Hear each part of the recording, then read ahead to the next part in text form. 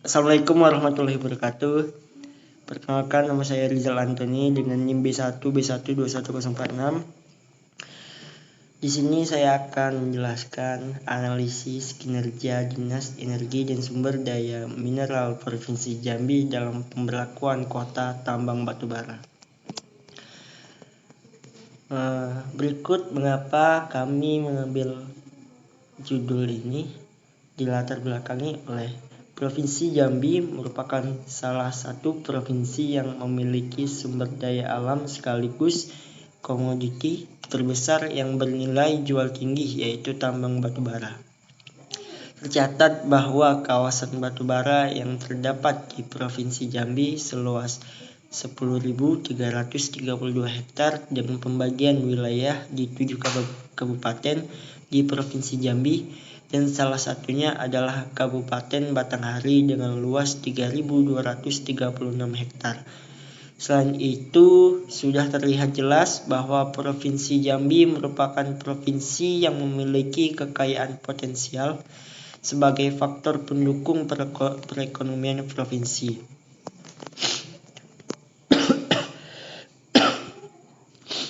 Dalam mengklasifikasikan jenis alur pemanfaatan batubara perlu diperhatikan hal berikut, seperti akses jalan, tonase atau muatan, kuota, dan perizinan terkait tambang batubara yang berlaku di setiap daerah atau provinsi yang memiliki komoditi batubara di Jambi, mulai dari total keseluruhan kuota yang dimiliki, kuota produksi yang akan dikirim, hingga bagaimana kuota batubara tersebut bisa memiliki dampak yang besar bagi Provinsi Jambi.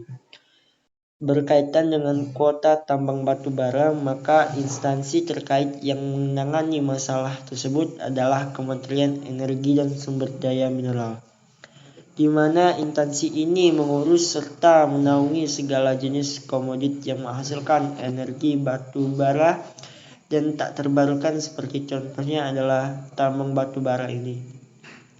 Hal ini diperkuat oleh pernyataan Gubernur Provinsi Jambi Dr. Haji Al-Haris SOS MH dalam rapat koordinasi pembahasan penertiban dan penyelesaian angkutan batubara bersama Kementerian Energi dan Sumber Daya Mineral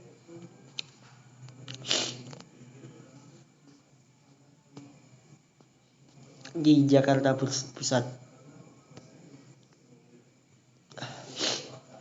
Teori dan konsep yang digunakan dalam menganalisis permasalahan penyediaan kuota tambang batubara secara umum berdasarkan pada: yang pertama, konsep kuota batubara melihat dari pembatasan jumlah pasokan batubara yang akan diproduksi atau diekspor dalam periode waktu tertentu. Yang kedua, teori pengaturan pasokan. Kuota batubara digunakan untuk mengatur pasokan batubara di pasar dengan membatasi jumlah produksi atau ekspor batubara. Pemerintah terkait ataupun Dinas SDM dapat mengendalikan jumlah yang tersedia di pasar dan menjaga keseimbangan antara penawaran dan permintaan. Tujuan utama dari pendekatan ini adalah menjaga stabilitas harga dan mencegah fluktuasi. Yang ketiga, teori lingkungan. Dalam hal ini, kuota digunakan untuk membatasi eksploitasi batubara yang berlebihan dan mengurangi dampak negatif terhadap lingkungan seperti polusi udara akibat debu dari batubara. Yang keempat, teori diversifikasi energi. Pemerintah berencana ingin mengurangi ketergantungan pada batubara sebagai sumber energi utama dan mendorong penggunaan sumber energi yang lebih ramah lingkungan dan mudah didapat.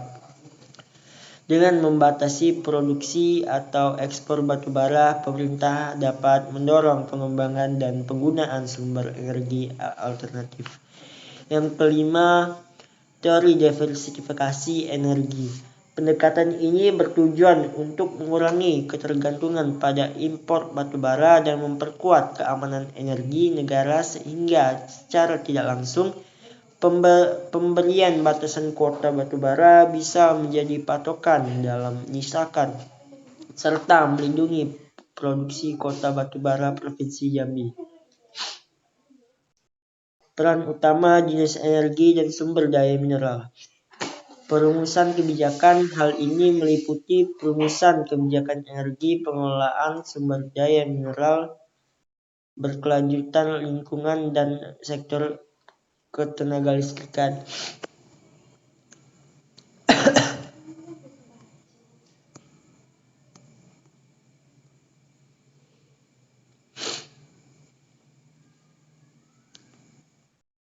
Dua, pengaturan dan pengawasan.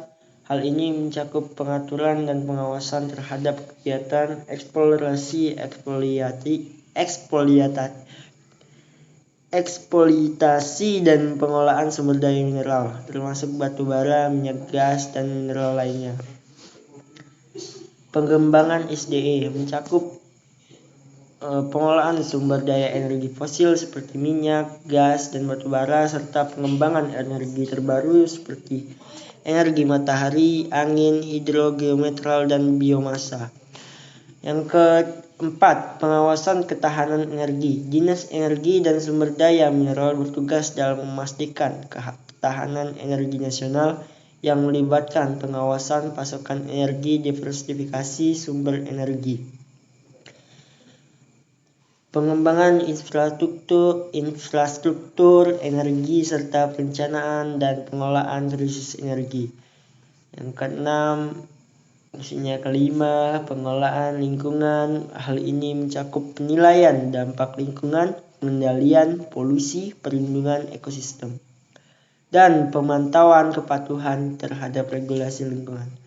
Yang keenam, penyuluhan dan pemberdayaan masyarakat. Dinas Energi dan Sumber Daya Mineral berperan dalam menyediakan informasi, edukasi, dan penyuluhan kepada masyarakat tentang energi dan sumber daya mineral.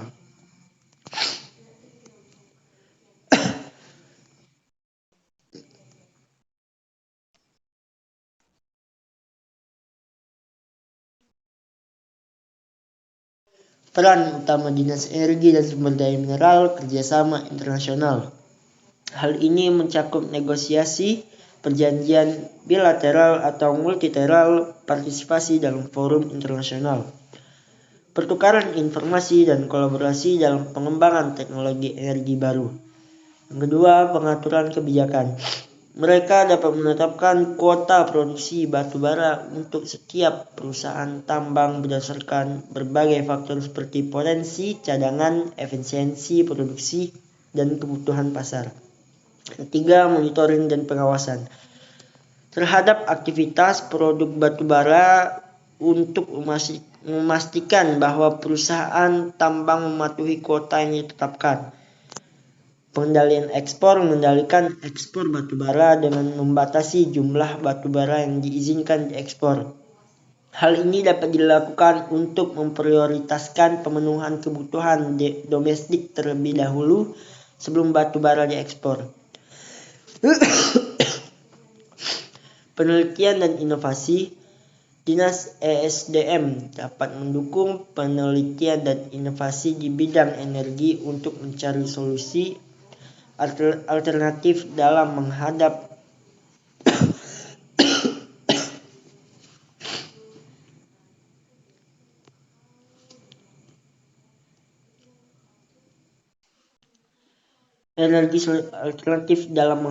masalah ketersediaan kota batu bara. Mereka dapat mengalokasikan dana penelitian, menjalin kerjasama dengan institusi penelitian, dan mendorong pengembangan teknologi baru yang lebih efisien dan ramah lingkungan. Analisis terkait persediaan kota tambang batu bara. Berdasarkan pernyataan langsung dari Bapak Novaizal selaku Kabid Pertambangan Jambi bahwa jumlah produksi kota batu bara secara keseluruhan yang terhitung mulai dari Januari-Maret 2023 banyak 3,7 ton. Dengan total bersih kota produksi batu bara Provinsi Jambi sepanjang tahun 2023 maksimal sebesar 30 juta ton per tahun, serta berdasarkan hasil wawancara terkait penambahan kota batubara Jambi berkisar pada rentang tahun 2020, 2021, 2022, dan 2023. Ini sempat mengalami peningkatan sebesar 3 kali lipat dengan alasan harga nilai jual batubara tengah naik.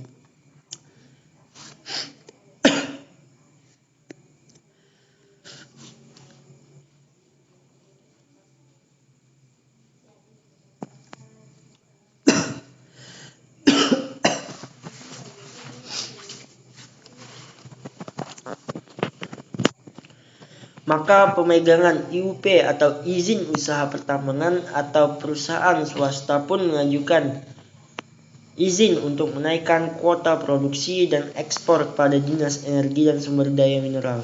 Selain itu, sedikit informasi terkait dengan jumlah kuota untuk buatan satu mobil truk adalah sebesar 8 ton per mobil. Pernyataan tersebut sesuai dengan ketentuan Surat Edaran Nomor 1448 M8-SE-Dishub 31-9/2021 kenaikan nilai jual batubara jika kuota produksi batubara dapat dinaikkan dari 30 juta ton per tahunnya.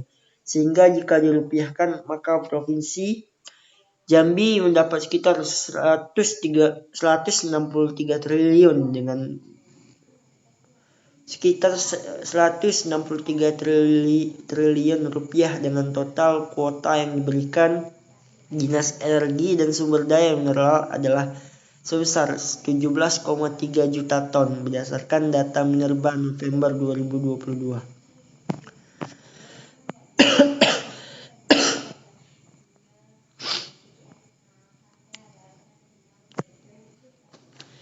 Analisis terkait dampak ekonomi Provinsi Jambi terhadap kuota batubara Jambi. Disebutkan bahwa Kementerian Energi dan Sumber Daya Mineral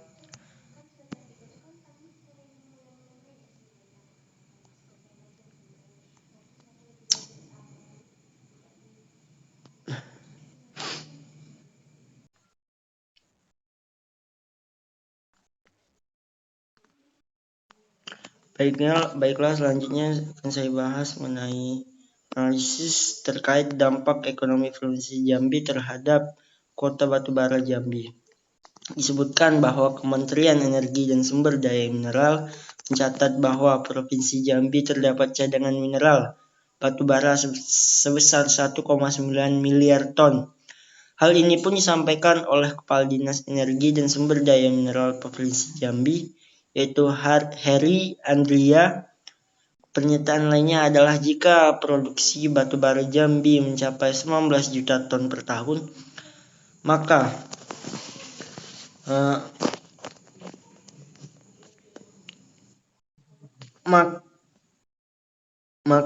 total jumlah batubara Provinsi Jambi akan diperkirakan habis sekitar 100 tahun ke depan.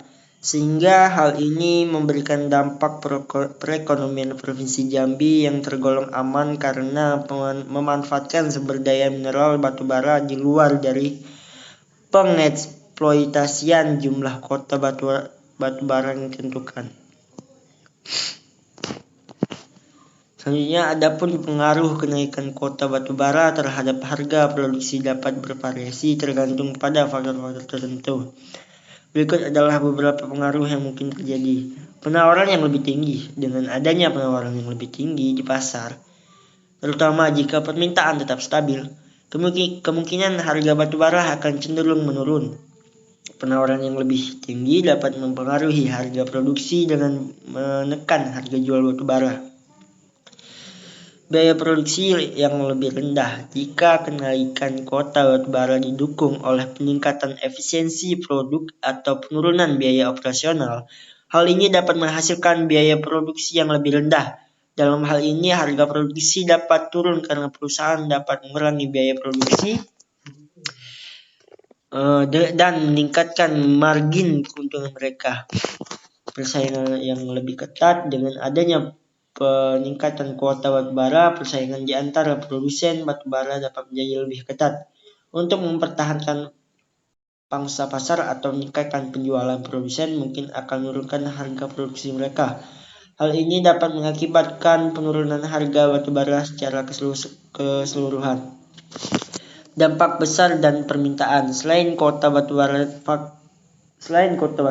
faktor-faktor lain seperti permintaan domestik dan internasional, kebijakan energi, dan harga bahan bakar lainnya juga dapat mempengaruhi harga produksi batubara.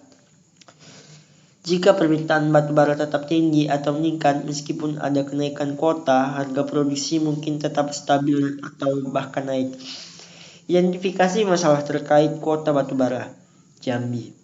Salah satu masalah krusial saat ini terkait kuota batubara adalah pemerintahan Provinsi Jambi mendesak pemerintah pusat untuk menurunkan produksi kuota batubara karena mengakibatkan kemacetan parah dan memakan ruas jalan seperti yang disampaikan oleh Wali Kota Jambi Haji Sarif Fasa dalam menetapkan Perda nomor 4 tahun 2017 tentang penyelenggaraan lalu lintas dan angkutan jalan di Kota Jambi serta keputusan Wali Kota Jambi nomor 54 tahun 2023 tentang pembentukan tim terpadu penertiban lalu lintas angkutan jalan. Wali Kota Jambi menilai bahwa pemerintahan pusat harus menurunkan kuota batubara Jambi agar kendaraan muatan batubara tidak menimbulkan kemacetan di Kota Jambi. Serta alasan karena area Kota Jambi bukan lokasi tambang batubara karena berdasarkan data Kementerian Energi dan Sumber Daya Mineral pada November 2022 Jambi hanya tercatat memproduksi kuota batubara sebesar 17.057 juta ton. Lebih rendah dibandingkan tahun 2023 yang telah melampaui sebesar 29 juta ton. Identifikasi bentuk kerjasama atau afiliasi terkait kuota batubara Jambi. Salah satu bentuk kerjasama terkait kuota batubara adalah antara Kementerian Energi dan Sumber Daya Mineral dengan Badan Usaha Milik Negara atau BUMN yaitu PT PLN Persero Pembangkit Listrik Negara. Tercatat bahwa sebanyak 25% dari total jumlah kuota batubara setiap provinsi termasuk provinsi ini tercantum pada siaran pers Kementerian Energi dan Sumber Daya Mineral nomor 136 pers /04 SJI 2023 tertanggal 24 Maret 2023. Selain terdapat dua anak perusahaan PT PLN Batubara yang pernah bekerja sama dan beroperasi Jambi yaitu PT Bangun Persada Jambi Energi yang lokasi di Kecamatan Pauh, Kabupaten Sarangon. Perusahaan ini bergerak untuk memenuhi kebutuhan pembangkit listrik tenaga uap (PLTU). Untuk perusahaan kedua adalah PT Jambi Prima Coal. Selain bergerak di bidang pengolahan batubara, perusahaan ini juga bergerak di bidang transportasi serta penyimpanan batubara. Namun kedua perusahaan tersebut telah dicabut IUP-nya karena melebihi batas kuota yang ditentukan yang awalnya 600 ton menjadi lebih dari 100 juta ton batubara.